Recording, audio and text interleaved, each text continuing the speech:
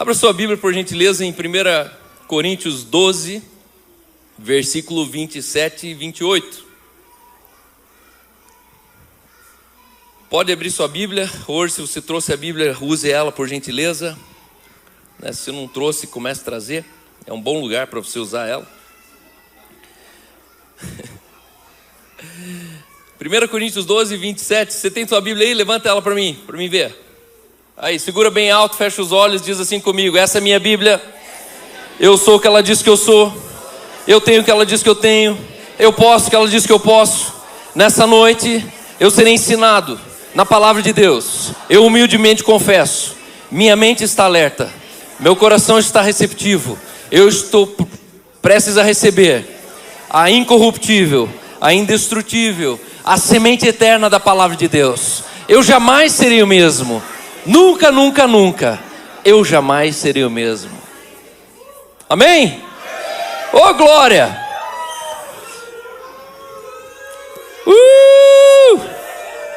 Estamos virando índio já aqui. Há 50 anos atrás, um homem escreveu essa declaração. E esse homem deixou um legado. E desde que eu conheci a história dele, eu percebi o quanto faz diferença você gritar isso publicamente. Quando você manda, sua mente está alerta, sua mente precisa obedecer. Quando você fala que seu coração está receptivo, você tira alguns demônios da frente que estão tentando te distrair. E é interessante que o coração, ele é um solo, e a palavra, ela depende do solo. Então, eu posso pregar o melhor sermão, melhor pregação, melhor revelação, mas se o teu coração não está receptivo, isso vai ser péssimo, e você inclusive perdeu um frete vindo até aqui nessa noite. Mas quando nós declaramos isso, nós estamos afofando a terra, nós estamos cavando um buraco, e nós estamos tendo a certeza que essa palavra ela vai frutificar. Amém? 1 Coríntios 12, 27. Se alguém abriu, pode ler bem alto em bom tom para mim.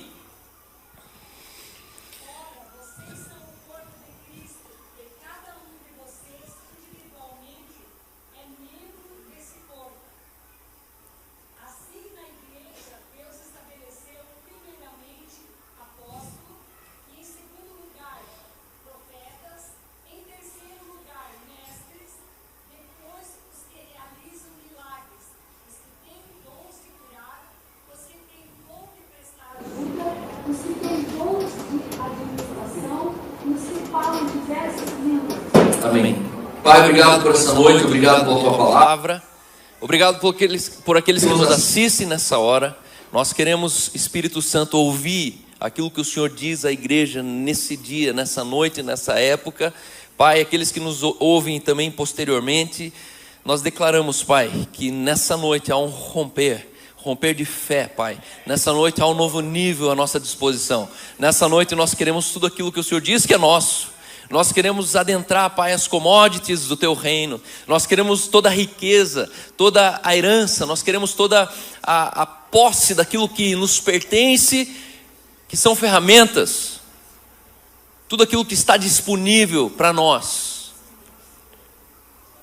Todo o arsenal do reino de Deus à nossa disposição. Nessa noite nos abra os olhos, para que a gente avance para 2025, Senhor, estarmos prontos, não letárgicos, não atrasados, em nome de Jesus, amém. O tema dessa noite é a oitava operação, Nessa noite eu quero falar sobre variedade de línguas.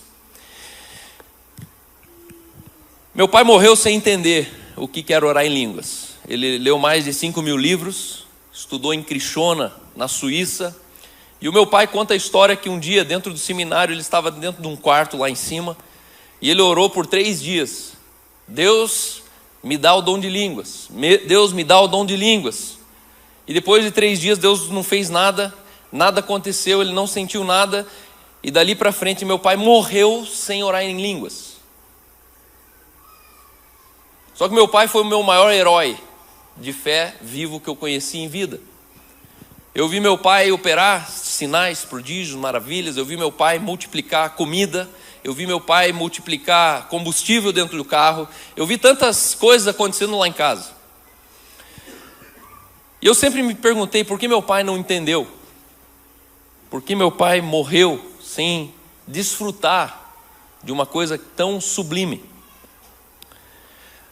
E quando eu brinquei aqui que essa é a mensagem que os batistas deveriam saber, é porque recentemente eu fui numa experiência em Dallas, no Texas, e conheci a origem dos batistas do Sul. A igreja que começou lá no Dallas antigo de 1800. Essa igreja, ela era uma fazenda e eles compraram muitas propriedades. Então a igreja, ela, naquele tempo, acho que ia sobrando dinheiro, eles iam comprando terra. E a verdade é que a igreja, ela expandiu e ela comprou tanta terra que Dallas inteiro cresceu em volta da igreja. E aí chega uma hora que a cidade, ela começa a invadir o terreno da igreja. Você conhece uma igreja assim aqui em Curitiba? Ela está lá no centro do Batel, vale uma fortuna, mas é porque eles chegaram antes e há muito tempo atrás eles foram comprando aquilo que hoje é inviável de comprar. E essa igreja hoje, ela tem mais de 8 prédios corporativos, aquelas prédios de 30 lajes, sabe? Laje corporativa, em torno da igreja. A rua principal passa bem na frente do templo, da nave principal. Então tem um prédio de 8 andares assim, que tem 3 andares só de kids, parece a Disney. Inclusive quem faz a Disney fez lá os 3 andares deles.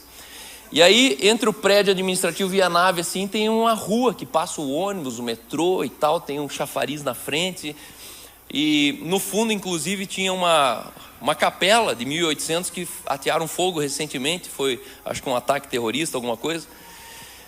E aí me chamou a atenção que quando eu entrei ali, se você entrar no First Baptist Dallas, se eu não me engano, eu escuto muitos hinos deles, que é um coral lindo, gigante, uma igreja cheia de LED assim, ó, inteiro azul, e que de repente fica inteiro vermelho, e é ultra moderna a igreja. E aí quando a gente estava ali fazendo aquela visita interna, conhecendo, e aí, olha que legal, essa igreja hoje ela tem mais de 100 milhões de dólares por ano que ela só dá para missões. Manda para missões, no Brasil, no mundo inteiro, África, Ásia, Brasil.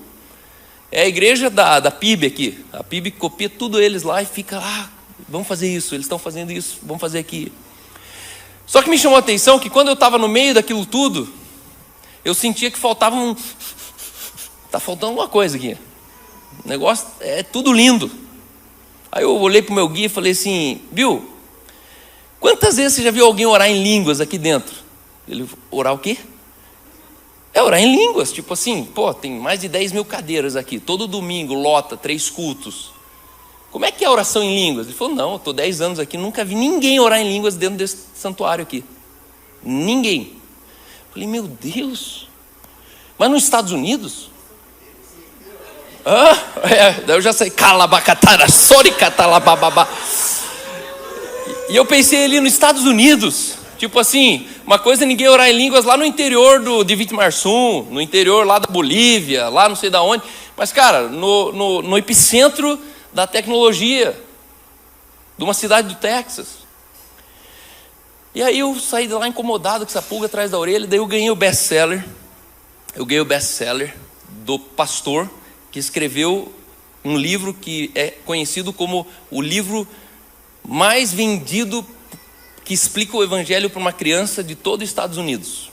O cara ficou conhecido por um livrinho de criança, ele é um Dr. Jeffries, o nome dele, pós-PhD não sei em que lá, e ele escreveu o livro. E eu peguei esse livro, trouxe para casa, já contei essa história aqui, né? Trouxe para casa, falei, vou dar para os meus filhos. Quando eu fui dar para os meus filhos, o Espírito Santo falou, não, você tem que ler primeiro o livro. Como é que você vai dar o livro para o teu filho? E dentro do avião comecei a ler. E qual não foi minha surpresa? Que dentro de um evangelho para crianças, eu não encontrei 4 palavras. Eu não encontrei nascer de novo, não tem nesse livro essa palavra. Não encontrei reino de Deus, não tem nessa palavra. Não encontrei Espírito Santo, não tem nesse livro inteiro. E tinha mais uma que era não lembro qual que era a quarta. Eu olhei e falei, como é que pode alguém conseguir explicar o evangelho faltando esses 4 elementos? Nascer de novo. Não está lá. Está falando ali que você tem que aceitar Jesus e ser um bom menino e agora ajudar os outros. E a verdade é que é mais comum do que a gente pensa. O quanto a igreja ela está alienada de uma das maiores armas que o Espírito Santo ele colocou dentro da tua mão e a igreja não está usando. Eu posso lhe dizer exatamente onde está a linha divisória entre aqueles que aproveitam o poder de Deus e aqueles que não aproveitam o poder de Deus. Existe uma linha que divide aqueles que vivem debaixo de poder no Evangelho e existe aqueles que vivem no Evangelho vazio de poder. Isso se resume à 8ª operação de Deus, que é a variedade de línguas. Nós começamos lendo o texto e o texto ele diz assim: a uns ele deu primeiramente apóstolos, depois ele, em segundo lugar, profetas, mestres, em quarto lugar, operadores de milagres, depois dons de curar, socorro, governo, e aí vem a 8ª operação. Então ele fala ali sobre 8 operações do Espírito Santo. E a última operação que ele se refere é variedade de línguas. Olha que legal. Ele não falou que é orar em línguas, ele falou assim que além de línguas é uma variedade. Se é uma variedade, então não é ou é assim ou é assado, não. É uma variedade. Tem múltiplas formas de orar em línguas. Você já percebeu que as pessoas que não falam em outras línguas, nas variedades de línguas, geralmente são pessoas que não operam nos outros dons do Espírito também? Perceba, uma pessoa que não tem o hábito de orar em línguas, normalmente ele não tem nem o hábito de cura, ele não tem o hábito de sinais, de prodígios, de maravilhas, ele não flui nos outros dons. Só que como línguas aparece, a gente sabe, os outros dons a gente não aparece, então a gente não vê. Mas normalmente um cara que não sabe usar línguas, normalmente não sabe usar os outros dons também. Por outro lado, as pessoas que falam em outras línguas são mais aptas para operar em dons espirituais. Quanto mais você estuda sobre isso, mais óbvio fica. Falar em outras línguas é a linha divisória. Aliás, muitas igrejas, até hoje, no século 21, não reconhecem as línguas como uma manifestação para esse tempo. E essas igrejas têm até mesmo perdido a pregação da salvação. E nessa noite eu quero resgatar, ressignificar isso no seu coração. A maioria de nós aqui veio de um contexto que ou línguas não faz parte do seu vocabulário cristão, ou você foi tão abusado com isso que você fala assim, pelo amor de Deus, de novo não, Cal. Eu já conheço a história, eu já lembro daquela tia que começa a rodar e que o Senhor está, e você fala, meu Deus, vai começar tudo de novo. As nossas referências de oração em línguas viraram uma baderna, uma bagunça. Tem como é que é? Tem os lecanta, os decanta, da classe dos nébias. Isso já virou até piada. Conhece o Arnaldo? O bispo Arnaldo, ele entende mais de línguas do que muito presbiteriano. Da classe dos decantas. E aí para muitas pessoas isso era tão piada que você deixou isso de lado falando, cara, eu já vim dessa bagunça. E hoje eu quero trazer o que o céu, o reino diz sobre isso para você. O reino de Deus é uma das nossas matérias, quase um semestre no Lidera. Um reino, um país, ele é caracterizado por 3 coisas. Quem sabe a primeira? Território. Segundo, constituição. Terceiro, um idioma. Então, se você já quer uma prova literal que oração em línguas, ela é substancial, é que se você crê que nós somos de um reino, e esse reino ele está aqui, mas não é daqui, nós não somos desse mundo, nós pertencemos ao reino, entenda que esse reino fala o idioma de línguas, variedade de línguas. Eu nunca entendia, mas por que tem que orar em línguas? Deus sabe português, Deus sabe inglês, sabe alemão, qual que é a lógica de orar em línguas? E aí o dia que eu me deparei entendendo que o reino tem idioma próprio, eu comecei a falar, então eu preciso aprender o idioma do meu reino, do reino que eu pertenço. E aí línguas, como idioma do reino de Deus, é uma evidência do fruto do novo nascimento. A maioria das pessoas que tem problemas de orar em línguas, provavelmente não nasceram de novo. Esse é o problema delas. Uma pessoa que aceitou Jesus não ora em línguas. Por quê, Cal? Porque ela não tem o Espírito que ora em línguas nela. Porque quando nós oramos em línguas, nós estamos orando debaixo do Espírito. Nós não estamos orando a partir da nossa natureza humana, carnal. Nós estamos orando a partir do Espírito. Agora, em 1 Coríntios 14, se puder abrir, abre por gentileza. 1 Coríntios 14, é bem importante esse texto. O texto ele diz assim, 1 Coríntios 14, na verdade, oração em línguas, se você quer ter uma imersão mesmo, pega o capítulo inteiro 14 ali, você vai perceber o quanto Paulo ele é enfático orando nisso. Ele diz assim, pois se oro em uma língua,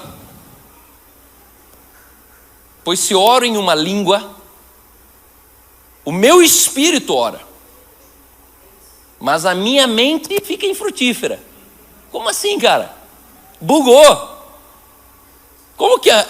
Porque tudo que você fala, você usa a mente para falar, certo? Só que ele está falando, tem um jeito de falar que você não usa a mente. Se eu oro em espírito, o meu espírito ora. E eu te pergunto, quando que você faz isso? Quando que você coloca o teu espírito para orar? Então o que farei? Orarei com o espírito, mas também orarei com o entendimento, que é usando a mente. Eu cantarei com o espírito, mas eu também cantarei com o entendimento. Qual é o nosso problema? Que a gente é perito no entendimento, mas a gente é manco no espírito. Os nossos cânticos espirituais, eles quase não existem, porque a gente só canta o que a gente lê ali, ó. A gente gosta de cantar em entendimento. Quando tira a letra ali, a gente já começa a olhar para os lados, já começa a perceber que horas que tem que ir embora, as crianças estão aonde? Quando na verdade você devia continuar orando no espírito. Quando te falta letra, quando você não sabe, né, o povo está aqui cantando, tocando, entra aqueles espontâneos. Essa é uma oportunidade não de você ficar assistindo alguém aqui na frente. Essa é a oportunidade de você entrar em cânticos espirituais. Nós precisamos entender que assim como nós oramos um para o outro falando em português, eu posso falar um com o outro falando em Deus, em mistérios. Agora sabe qual que é a nossa trava de fazer orações poderosas? É que a Bíblia diz que aquele que ora em mistério, só Deus sabe o que ele está orando. Calma, mas quando eu oro em línguas eu não entendo nada. Então, o dia que você entender, desconfie disso, porque não é línguas. A língua já é justamente o mistério de você orar algo que ninguém sabe senão o Senhor. Agora perceba, eu e minha esposa, a gente conversa com todo mundo, né, na frente de todo mundo, até um nível, certo? Quando eu estou lá em casa, tem as crianças junto, aí esse nível já vai um pouquinho para frente, certo? Aí quando eu vou lá no último quarto da casa e tranco a porta, aí o nível, entendeu? Aí tem coisa que só ela na terra ouviu de mim até hoje. Por quê? Porque tem uma intimidade que é só dela comigo. E sabe, esse é o nosso problema, que a gente não consegue orar como a gente deveria orar com Deus na frente dos outros. Por isso fica meio patético você tentar orar aqui na igreja e você tentar ser íntimo com Deus na igreja em português, porque tem um cara do teu lado que ele está escutando tudo, e daí você fica assim, putz, mas como é que eu vou falar isso? Já se sentiu assim? Às vezes eu estou assim e vejo uns irmãos assim mais inocentes quanto a isso. Aí eles começam, o paizinho, porque o paizinho... Eu olho para o lado assim e falo, o paizinho sabe tudo isso aí, irmão. Não precisa falar desse jeito aí. Por quê? Porque qual que é a nossa dificuldade? Como que eu posso falar algo para Deus sendo que Ele sabe de tudo? Qual que é o sentido de eu ficar falando para Deus uma coisa que Ele sabe de tudo? É por isso que a gente se sente pateta às vezes, orando para Deus aqui na igreja. E aí eu te diria, sabe o quê? Quando você orar em português aqui para a igreja, entenda que você não está orando para Deus, sabia disso? Você está orando para mim. para quem está do teu lado. Eu preciso entender o que você está orando para no final falar amém. Eu creio nisso. Quando nós estamos orando, nós precisamos orar mais para o diabo, para as pessoas e para as circunstâncias em português do que para Deus. Deus não precisa te ouvir em português. Não precisa. Por quê, Cal? Porque tudo que você pensa, Ele escuta. Então Ele já te ouviu antes de você começar a falar. Por isso que é mais perigoso você ser um hipócrita orando para Deus. O maior risco é de você terminar sendo hipócrita do que tentando comover Deus com a tua oração. Por quê? Porque tem coisas que você vai orar, porque tem um irmão do lado, que Deus vai falar assim, sei, tá bom. Deus olharia, se visse Deus, Ele estaria falando assim, pare. E olhar para o Charles assim e falar, Charles, pare, Charles. Te conheço, Charles. E aí eu aprendi uma coisa, eu sou um dos caras que menos ora, você conhece na vida. Oro bem pouco. Oro muito pouco. Porque do dia que eu descobri que Deus escuta o que eu penso, eu descobri que eu oro sem cessar. Pá! Levou o susto, né? Então, sendo assim,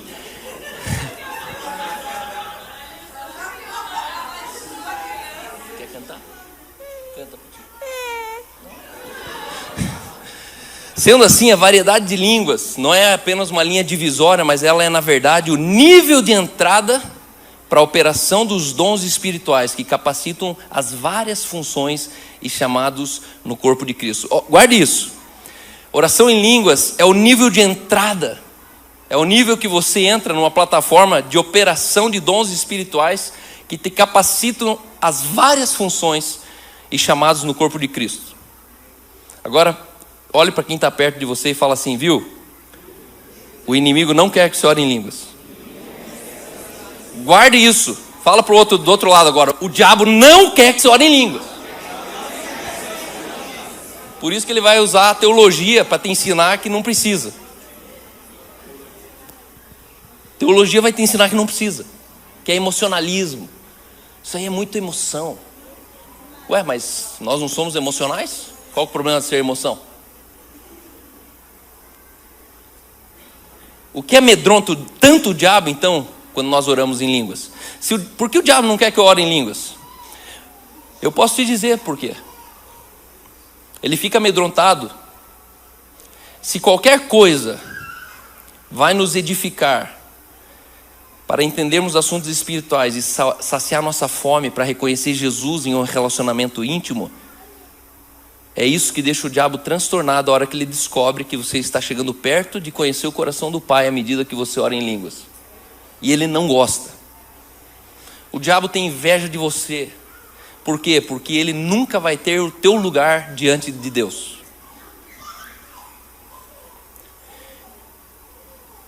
Então, das 8 operações espirituais, 7 precisam de processo. Então aqui eu vou fazer 2 listas para vocês entenderem melhor o que eu estou dizendo. Alguém abre Efésios 4:8? Efésios 4:8.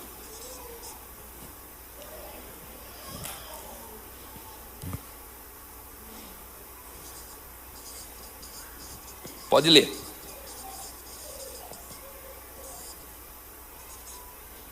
Efésios 4:8. Por isso é que foi dito: quando ele subiu em triunfo às alturas, levou cativo muitos prisioneiros e deu dons aos homens. Quando ele deu dons aos homens. Então, em primeiro lugar, creia: eu já recebi, não vou receber.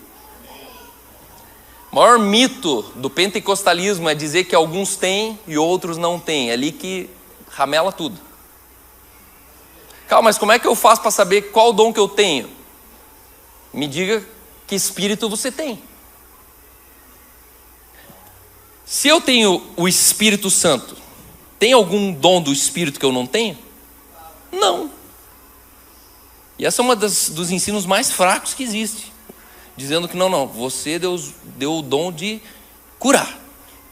Tá, mas eu quero orar em línguas. Não, oração em línguas, variedade de línguas é a irmã Joana. Você só fica lá no seu ministério de cura.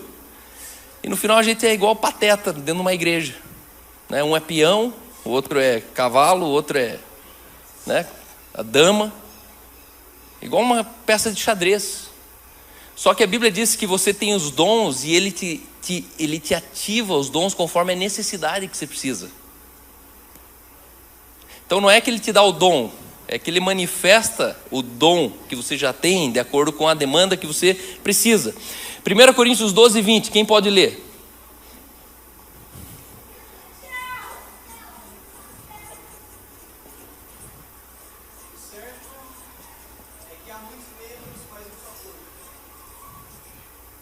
Pode continuar. Não podem os olhos dizer à mão, não precisamos de ti, nem ainda a cabeça aos pés, não preciso de vós. Pelo contrário, membros do corpo que parecem ser mais fracos são necessários. E os que nos parecem menos dignos do corpo, a estes damos muito mais honra. 1 Coríntios 12, 20, certo? Isso. Então aqui, agora a gente vai para... Agora lê o 28, por gentileza. Alguns estabeleceu Deus na igreja, primeiramente apóstolos, em segundo lugar profetas, em terceiro lugar mestres, depois operadores de milagres, depois dons de curar, socorros, governos, variedade de línguas. Porventura são todos apóstolos, ou todos profetas, são todos mestres, ou operadores de milagres, têm todos os dons de curar, falam todos em outras línguas, interpretam-nas todas, entretanto procurai com zelo os melhores dons. Amém. Então, hoje eu quero que você entenda que existem 8 operações de dons, diferente de 3 categorias de dons. 8 operações com categorias diferentes. Então, a primeira operação é apóstolo, é uma operação de um dom apostólico. Profeta, mestre. O quarto é o quê? Curar. Quinto. Esse é o sexto, né? Socorro é o sexto. Quinto é o governo, e depois do governo é terceiro, mestre, e depois os que realizam milagres.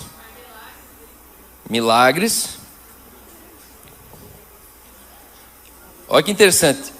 Aí curas. E aí aqui é socorro, que ajuda. Governo, que é administrar. E aí variedade de línguas. Olha que interessante. Todos esses 7 dons aqui, quando uma pessoa nasce de novo, ela tem que passar por um processo para ser capacitado a apostolar. Ela precisa aprender a apostolar, ela precisa aprender a profetizar, ela precisa ser capacitado em aprender a ministrar cura, ministrar milagres, ministrar socorro, ministrar governo. Ela precisa aprender a governar. Variedade de línguas é o único dom que é imediato. A pessoa nasceu agora, ela pode sair daqui agora, desfrutando, ativando e usando esse dom. E aí existem 3 categorias desse dom. Primeiro, categoria é aperfeiçoamento dos santos. Alguém pode abrir, por gentileza, 3 pessoas aqui, ó. Um abre... só Efésios 4:12. Alguém abre o Efésios 4:12 para mim? Com o fim de preparar os santos para a obra do ministério, para que o corpo de Cristo seja edificado. Lê de novo, por gentileza. Com o fim de preparar os santos para a obra do ministério, para que o corpo de Cristo seja edificado. Isso. Então, aperfeiçoar, operar, e o terceiro, edificar os santos. Edificar. Deixa eu ver aqui. Operação dos serviços, edificar o corpo de Cristo. Aqui, operação dos serviços. E aí como é que você precisa entender isso aqui? Os primeiros 5, eles existem com o propósito de aperfeiçoar os santos. O apostólico, o profeta, o mestre, milagre, cura, é para aperfeiçoamento dos santos. Esses outros 2 aqui, eles têm o objetivo de operar serviço, socorro e governo. É a operação de serviço do reino de Deus, o reino de Deus em serviço. E o último aqui, ele tem o objetivo de edificar o corpo de Cristo. E aqui eu entro na mensagem. Essa edificação do corpo de Cristo, ela tem 4 variedades. E aqui que eu faço minha mensagem nessa noite, nos últimos 20 minutos que eu tenho. Em primeiro lugar, o termo várias línguas e variedades de língua nos diz que existem diferentes moveres sobrenaturais e manifestações de línguas. Então hoje eu quero explicar para você as diferentes funcionalidades. Então, Cal, é para ficar orando o tempo inteiro, que nem um bobo? Não, não é assim. Não funciona assim. Senão você vai ser taxado também de idiota. A gente precisa ter entendimento, sabedoria, como, aonde, com quem, para quem eu estou orando em línguas, ok? Embora muitas variedades de línguas ocorram como um desejo do Espírito, pelo menos 4 definições estão descritas claramente na palavra de Deus. Então a primeira é línguas para edificação pessoal. Alguém lê 1 Coríntios 14, 4.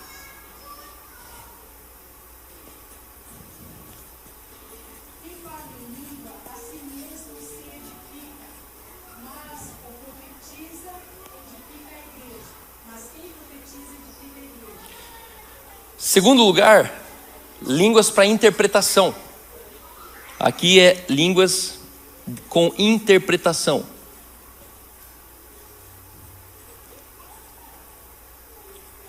Que aí é corporativo, aqui é coletivo, tá? É uma experiência coletiva.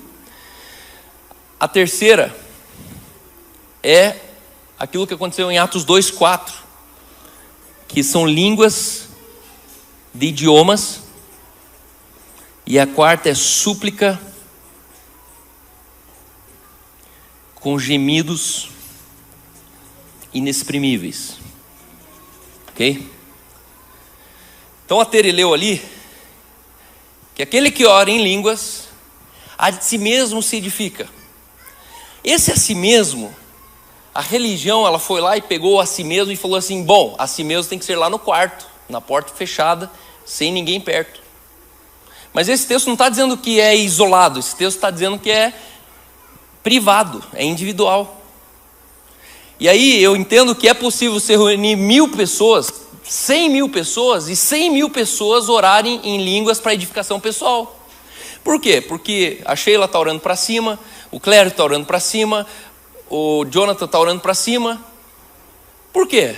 Porque são experiências individuais dentro de uma ação coletiva. Nós estamos no meio de um culto, no meio do louvor.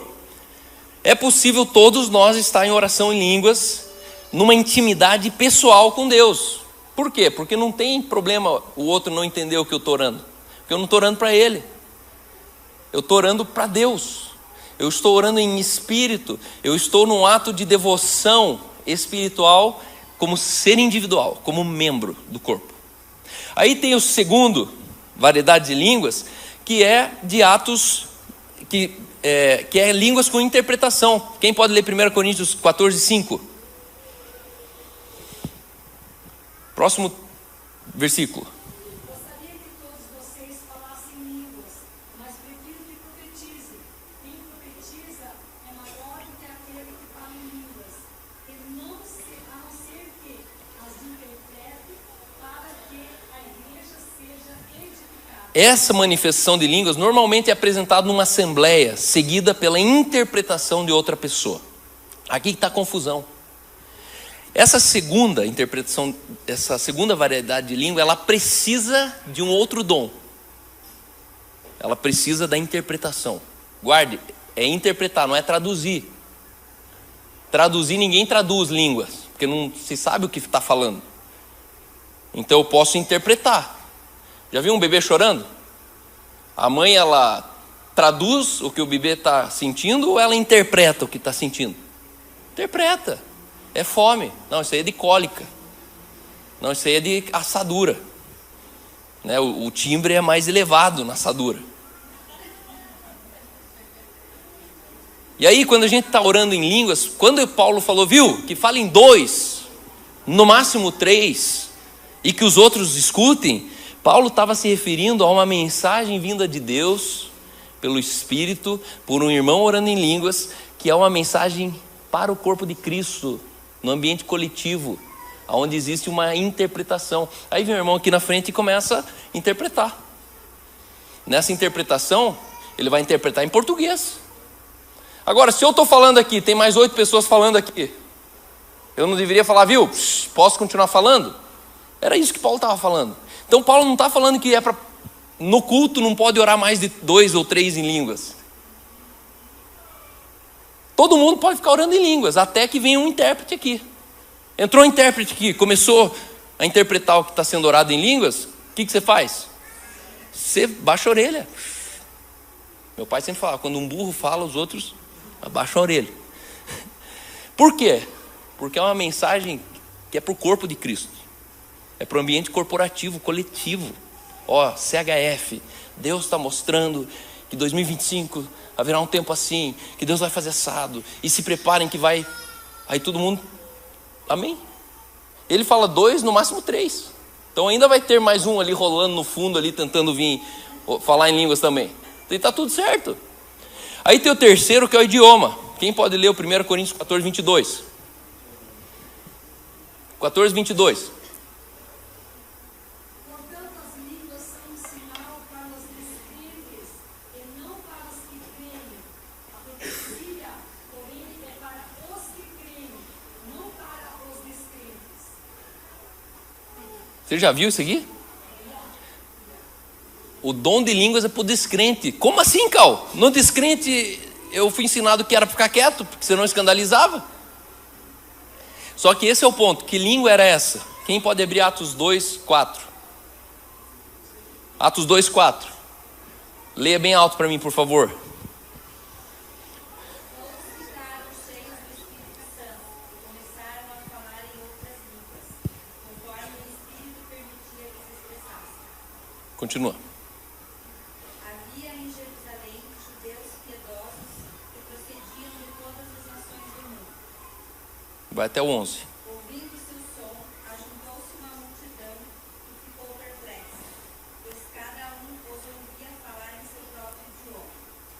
Atônitos e maravilhados perguntaram: não são galileus todos esses que estão falando? Então, como os ouvimos, cada um de nós, na nossa língua materna, partos, medos e elamitas, habitantes da Mesopotâmia, da Judéia e da Capadócia, do Ponto e da província da Ásia, da Frígia e da Panfilha, do Egito e das partes da Líbia próximas a Cirene, visitantes vindos de Roma, tanto judeus como convertidos ao judaísmo, cretenses e árabes. Nós os ouvimos declarar as maravilhas de Deus na nossa própria língua. Essa é a terceira variedade de língua. Um batista sempre vai dizer na tua cara que não, orar em línguas é só se for o índio entendendo o americano em tupi-guarani. Não, isso é uma das maneiras. Eles estavam todos reunidos, era gente afluindo de toda a Frígia, Mesopotâmia, os medos, os judeus, os não convertidos aos judeus, e eles estavam maravilhados porque cada um ouvia no seu idioma. Não era que o cara que estava orando em línguas falava o idioma deles. Olha que legal. Quando você orar em línguas, não se preocupe, você não vai falar russo. Só que um russo, ele entende o que você falou, sem falar russo. E tem muito pentecostal que ele tenta, sabe, ele tenta, se tem um russo na sala, ele já começa no escavusca no meio do negócio. Ele já mete o escavusca. Porque tem um russo ali, ele já tenta falar em russo, mas não é para falar em russo, é para continuar orando em línguas.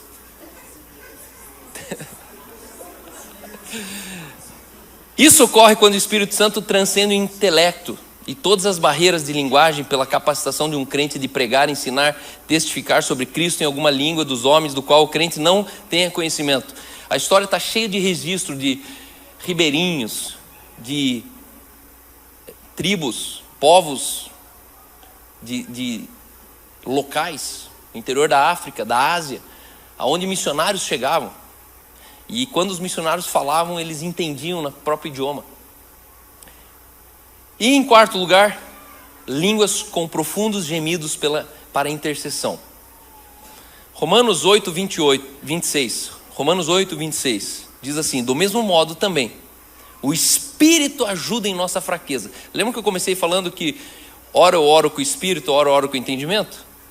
Aí o mesmo Espírito que ora, esse mesmo campo que você coloca para orar em Espírito, ele ajuda na nossa fraqueza, porque não sabemos o que havemos de pedir como convém. Mas o Espírito mesmo intercede por nós, com gemidos inexprimíveis. Sabe por que a gente não colhe respostas mais nobres de oração? Porque a gente não sabe o que a gente deveria orar.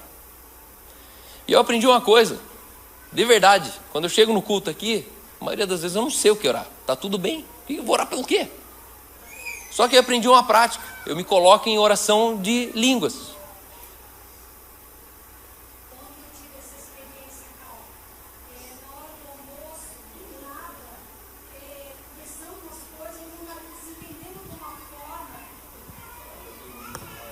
Ontem, na hora do almoço, eu e meu marido, por nada, desentendemos e foi uma coisa absurda.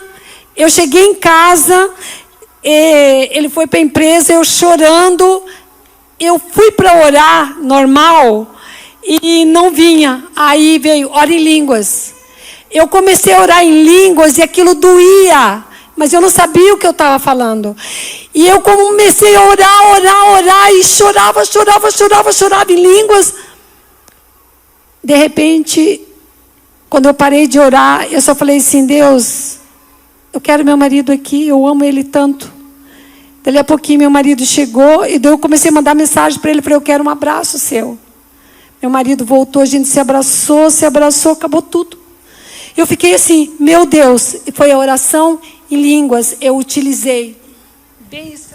E é desse jeito, a oração em línguas é um mistério, por quê? Porque ela coloca as coisas invisíveis no seu devido lugar. A oração em línguas, quando você não sabe o que orar, não comece a orar bobagem.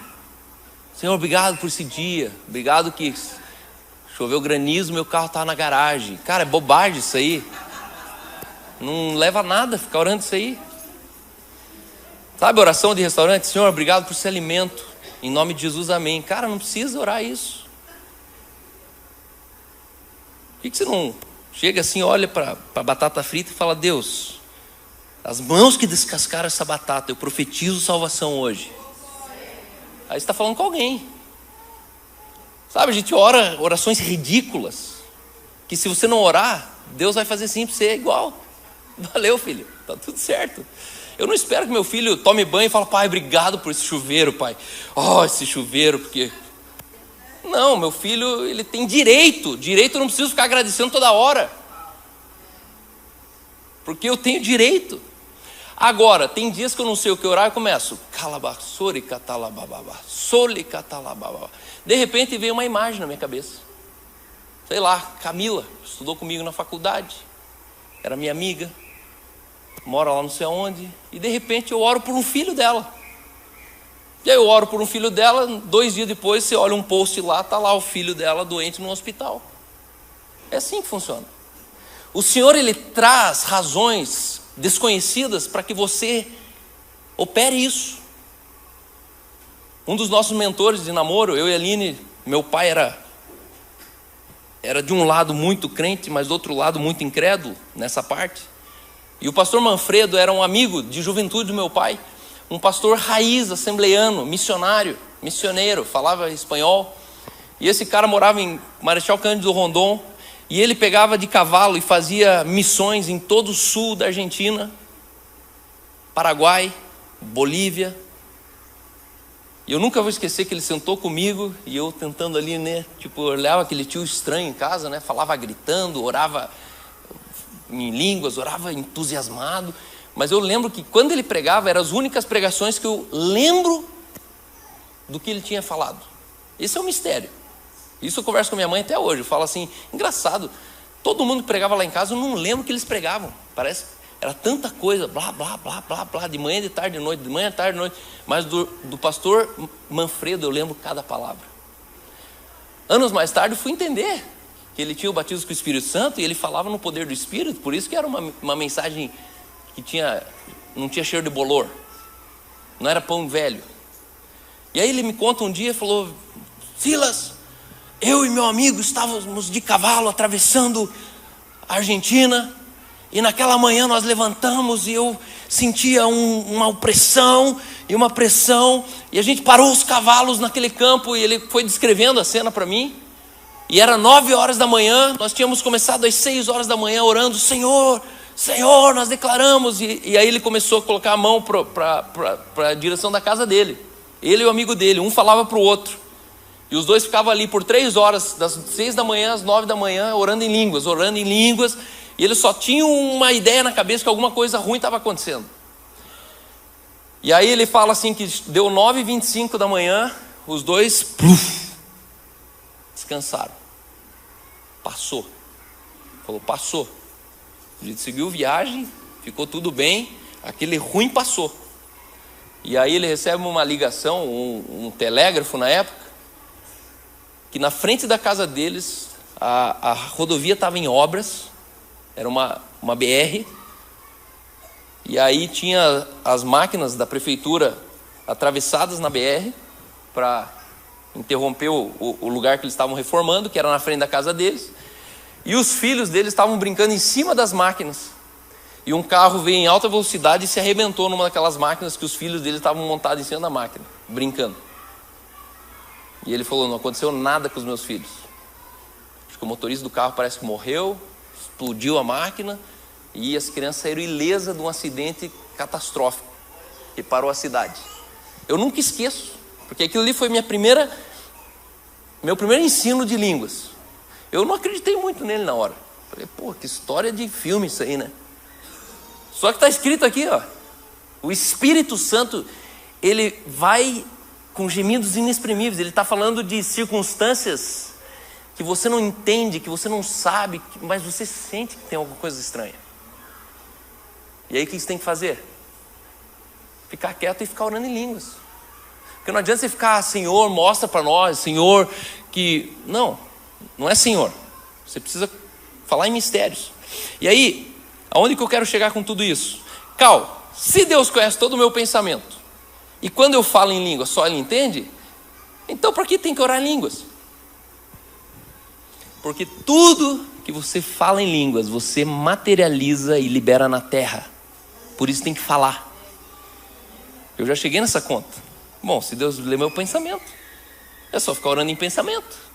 Só qual que é o problema? Que aquilo que está em pensamento não está oficial na terra. E aí imagine que Satanás ele não pode ler os teus pensamentos. Sabia disso?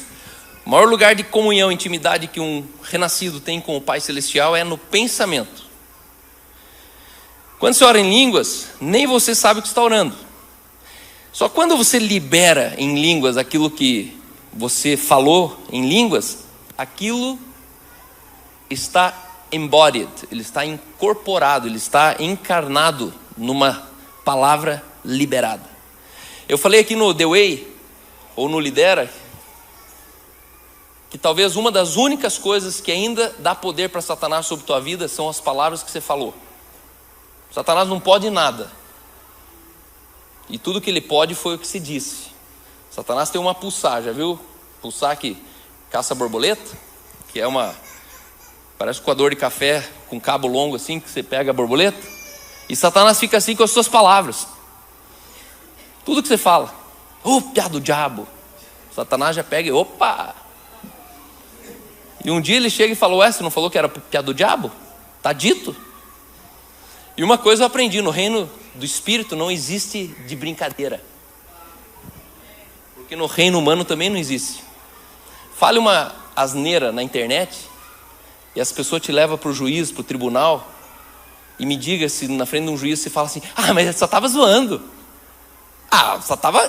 você sabe, né, juiz? Não. O juiz vai falar: você falou ou não falou? Está aqui, ó, o print, está aqui, você disse. Se era brincadeira, o problema é teu. Agora pague a indenização. Satanás, ele se prevalece daquilo que você disse, assim como os anjos se prevalecem daquilo que nós oramos em línguas. Nós declaramos aquilo que os demônios não ficam sabendo na terra a partir da declaração em línguas. Então, para concluir, terminando, língua para edificação pessoal é a operação fundamental mais básica de Deus. Calma, mas eu não senti nada. Então, mas nem é para sentir, você não vai mais sentir nada. Orar em línguas é um ato extremamente racional, onde você decide orar ou não orar. Questão que o pentecostalismo, aquela baderna, aquele circo, criou uma narrativa dizendo: e o Senhor me tomou, e eu sentia algo da parte de Deus.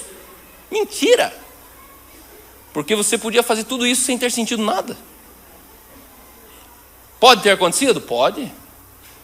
Só que eu vou te falar que a metade é lorota, porque é bonito. Todo testemunho na versão pentecostal ele é mais poderoso, sabia disso?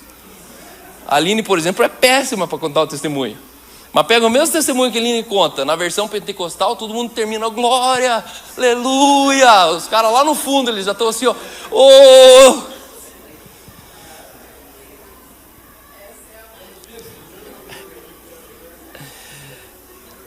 Por que a operação mais básica, fundamental de Deus para nós? Porque ela é designada, a oração em línguas é designada por Deus para fazer por você o que nenhum pregador ou mestre da palavra pode fazer. Entenda, existem coisas que você vai colher da vida de oração em línguas que nenhuma pregação pode fazer em você. Segundo, ela edifica você, construindo dentro do seu espírito características divinas, tais como amor, capacidade divina dentro da palavra de Deus, sabedoria para discernir o certo do errado, a verdade da mentira. Quando a Bíblia diz que a oração em línguas ela te edifica, ela está dizendo que assim como você dá ração para um cachorro para ele ficar vivo, assim orar em línguas mantém o teu espírito fortalecido. É o alimento, é a ração, é a nutrição. Terceiro lugar, orar em línguas é tão sobrenatural quanto ressuscitar o morto, porque não faz parte da nossa natureza. Então a gente quer glória, a gente quer fé para ressuscitar o morto, mas a gente não quer fé para orar em línguas. E a mesma fé que se usa para ressuscitar o morto é a fé que você age para orar em línguas. A fonte para ressuscitar o morto e para essa linguagem sobrenatural está no poder do Espírito Santo. A única diferença é a disponibilidade de dons. A oração em línguas está em mim.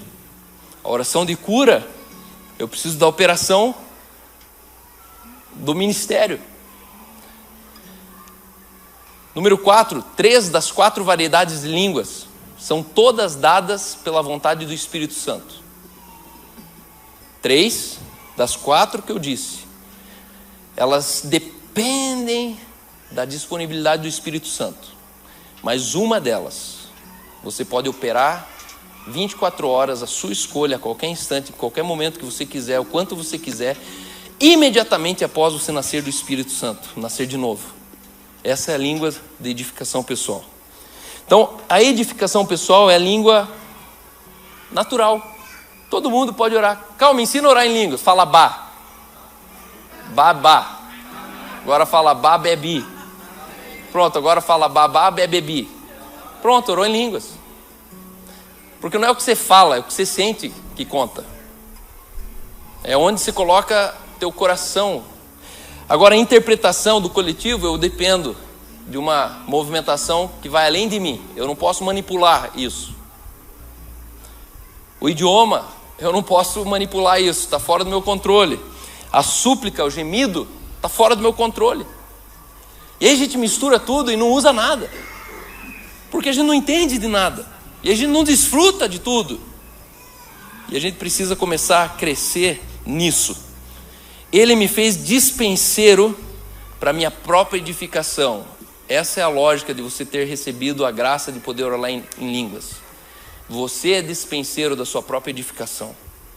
Calma, meu espírito está fraco. Então ora mais em línguas. O que você sente quando você ora em línguas, Cal? Nada.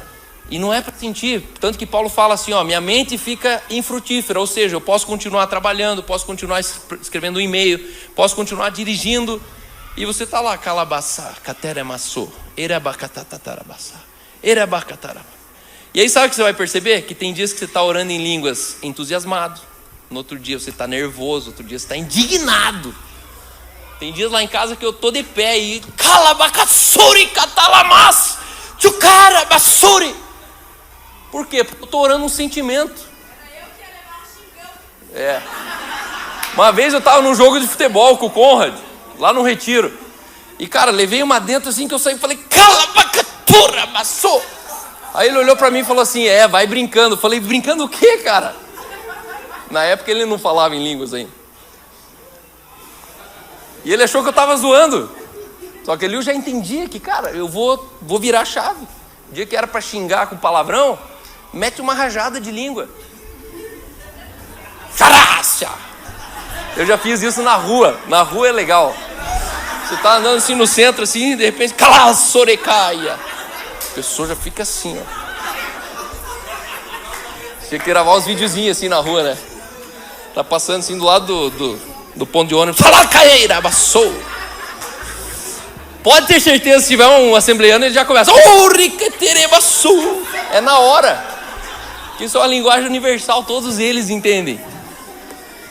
E vamos tirar o chapéu. Se existe um povo que se move com poder, são os assembleanos. No meio de tanta ignorância, tem muita inocência.